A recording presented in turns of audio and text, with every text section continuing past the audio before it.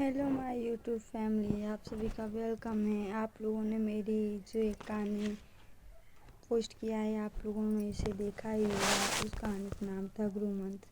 तो मैंने एक कहानी और चॉइस किया है, उसका नाम है गुल्ली डंडा। जो हम लोग बचपन में खेलते थे, गुल्ली डंडा, वही। तो आप सभी को सुनाए। हमारे अंग्रेज मित्र, ऐसे करेंगे तभी अच्छा लगेगा।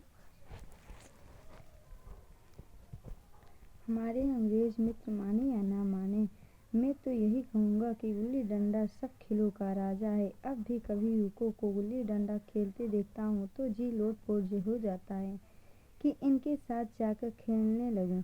न लॉन की आवश्यकता है, न कोर्ट की, न नेट की, न थापी की। मजे से किसी पेड़ की एक टहनी काट ली, गुल्ली बना ली और 2 आदमी भी आ गए तो खेल आरंभ हो गया। विलायती खेलों में सबसे बड़ा ऐब है कि उनके सामान महंगे होते हैं। जब तक कम से कम 1 सैकड़ा खर्च न की जाए, खिलाड़ियों में शुमार ही नहीं हो सकता। यह गुल्ली डंडा की बगैर हल्दी फिटकरी के चौका रंग देता है।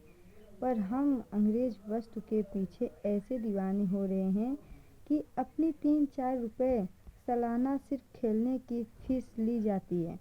किसी को यह नहीं सूझता कि भारतीय खेल खिलाए जो बिना दाम कौड़ी के खेले जाते हैं। बहुत बड़ा है कहानी। अंग्रेजी खेल उनके लिए जिसके पास धन है। गरीब लड़कों के सिर क्यों यह व्यवसाय मरते हैं। सही है, गुल्ली से आँख फूट जाने का भय रहता है, तो क्या क्रिकेट से सिर फूट जाने, तिल्ली फट जाने, टांगें टूट जाने का डर नहीं रहता। अगर हमारे माथे में गुल्ली का दाग आज तक बना हुआ है, तो हमारे कई मित्र ऐसे भी हैं जो थापी को बैसाखी में बदल बैठे हैं। बात तो सही है। खैर, यह तो हमारे कई मित्र खैर, यह अपनी अपनी रुचि है। मुझे गुल्ली ही सब खेलों में अच्छी लगती है और बचपन की मीठी स्मृतियाँ में गुल्ली ही सबसे अधिक मीठी है। गुल्ली डंडा तो मुझे भी अच्छा लगता है जब 4 लोग के साथ खेलते हैं। वह प्रातः काल घर से निकल जाना, वो पेड़ पर चढ़कर टहनियाँ काटना और गुल्ली डंडे बनाना, वह उत्साह, वह लगन, वह खिलाड़ियों के जमघटे, वह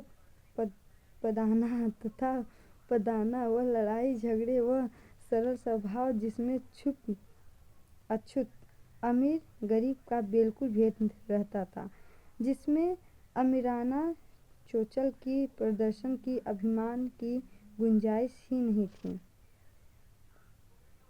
यह उसी वक्त भूलेगा जब घर वाले बिगड़ रहे हैं, पिताजी चौके पर बैठे बैग से रोटियां पर अपना गुस्सा उतार रहे हैं,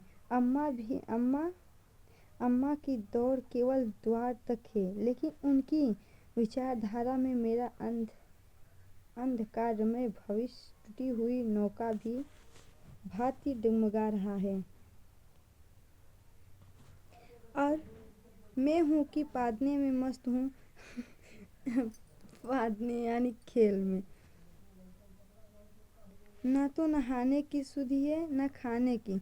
गुल्ली है तो जरा सी, पर उसमें दुनिया भर की मिठाइयों की मिठास तथा तमाशों का आनंद भरा हुआ है।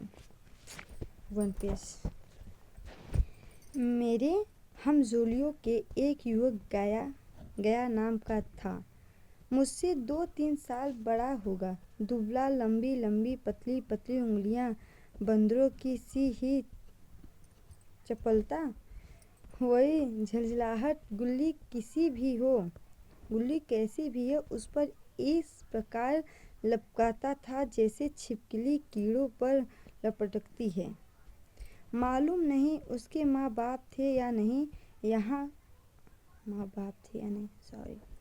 कहाँ रहता था, क्या खाता था, पर था हमारे गुल्ली क्लब का चैंपियन। जिसकी ओर वो आ जाए उसकी जीत निश्चित थी। हम सब उसे दूर से आते देख उसका दौड़कर स्वागत करते थे तथा उसे अपने गोइयां बना लेते थे, यानी अपनी ओर कर लेते थे। एक दिन मैं और गया दो ही खेल रहे थे।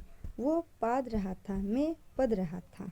लेकिन कुछ विचित्र बातें हैं कि पादने में हम पूरे दिन मस्त रह सकते हैं, पदाना 1 मिनट का भी अखरता है। मैंने गला छुड़ाने के लिए सब चालें चली जो ऐसे अवसर पर शास्त्र विहित न होने पर भी क्षम्य है। आए हैं। लेकिन गया अपना दवा लिए बगैर मेरा पिंड न छोड़ता था। अनुनय विनय का कोई असर न हुआ। मैं घर की तरफ भागा। गाय ने मुझे कि गया ने, इसमें तो गया लिखा है तो मैं गया ही पढ़ रही हूँ, ठीक है। गया ने मुझे दौड़कर पकड़ लिया तथा डंडा तान कर बोला, मेरा दवा लेकर जाओ। पदाया तो बड़े वीर बनके पदने की बारी क्यों भाग जाते हो? तुम दिन भर पदाओ तो मैं दिन भर पादता रहूं? हाँ, तुम्हें पूरे दिन पादना पड़ेगा। न खाने जाऊं न पीने जाऊं। हाँ, मेरा दवा दिए बगैर कहीं नहीं जा सकते। दाव दाव, याद आ गया दाव, जो बोलते हैं मेरा दाव है अभी। मैं तुम्हारा नौकर हूँ। हाँ, मेरे नौकर हो। मैं घर जाता हूँ, देखो मेरा क्या कर लेते हो। ये नहीं, देखता हूँ तुम क्या कर लेते हो। घर जाओगे कैसे? कोई दिल्लगी है? दाव दिया है, दाव लेंगे। अच्छा, कल मैंने तुम्हें अमरूद खिलाया था, वो वापस कर दो।